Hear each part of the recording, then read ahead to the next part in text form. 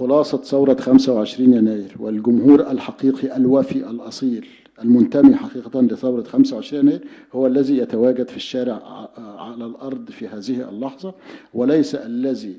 يهرب إلى السفسطة وإلى التنظير وإلى لكي يقول جملة ينتقد فيها عبد الفتاح السيسي يستبقها ب15 سطرا سبابا في محمد مرسي والإخوان المسلمين. والموضة الآن يعني أنا ضد المرسي وضد السيسي. يعني طيب، يعني لا يستوي أن نقول أستطيع أن أو أتفهم أنك تقول أنا ضد أداء محمد مرسي، أنا ضد النتائج التي أفضى بها الطريقة أو أداء محمد مرسي في الحكم. ولكن في نهاية الأمر محمد مرسي لم يأتي إلى الحكم على دبابة، محمد مرسي لم يغتصب سلطة، محمد مرسي جاء بأصوات الناس.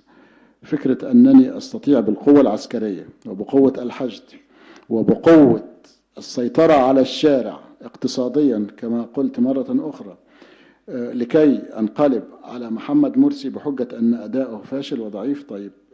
طب حدثني عن الأداء سلطة الانقلاب بعد 6 أشهر من الآن.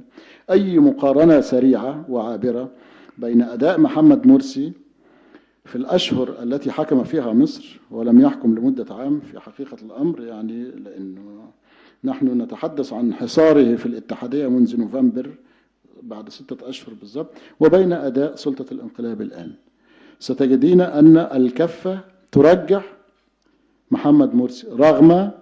تعثره في الأداء ورغم ارتباكه ورغم أخطائه الفادحة، إلا أنه كان هناك ما يمكن أن نسميه مجتمعا إنسانيا مصريا. الذي يدور في مصر الآن والحاصل في مصر الآن أن مصر خرجت من حالة المجتمع الإنساني، من حالة الجماعة البشرية إلى غابة، إلى قبائل ما قبل الحضارة وما قبل الدين، كله بيقتل من أجل أن يحصل على الرصيد الأكبر أو النصيب الأكبر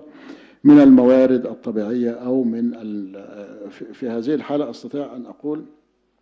أن الغلبة لمن يقتل أكثر، أن الغلبة لمن يملك السلاح.